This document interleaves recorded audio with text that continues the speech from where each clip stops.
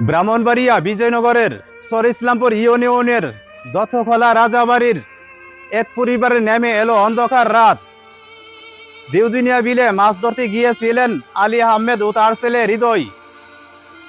গভীর রাতে 15 থেকে 20 জন চোর ডাকাতের দল হামলা চালায় 3 শ্রমজীবী মানুষের উপর। ধারালো অস্ত্রের আঘাতে নির্মমভাবে হত্যা করল তাকে। 2 হাত বেঁধে ফেলে দেওয়া হয় বিলের কালো জলে। রেহাই পায়নি তার তরুণ ছেলে হৃদয়।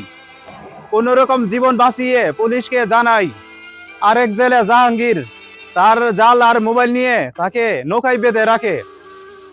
রক্ত কেন লাল হলো বিজয়নগরের বিল? কেন কেড়ে নেওয়া হলো একটি পরিবারের একমাত্র ভরসা? কয়েকদিন আগে আলী আহমেদ হারিয়েছিলেন তার নিজের বাবাকে। বাবার কবরের মাটি শুকানোর আগেই নির্মমভাবে হত্যা করলো তাকে। আহত হৃদয়, শরীর ক্ষত আর আলী আহমেদের নিথর দেহ আজ আমাদের বিবেককে প্রশ্নবিদ্ধ করেছে। দত্তখোলা ও বিজয়নগরের আপামর জনতার আজ একটাই দাবি, এই জঘন্য হত্যাকাণ্ডের সঙ্গে জড়িত সকল খুনিদেরকে গ্রেফতার করে আইনের আওতায় আনতে হবে। আমরা চাই সুষ্ঠু তদন্ত, আমরা চাই ন্যায় বিচার, আমরা চাই খুনিদের সর্বোচ্চ শাস্তি।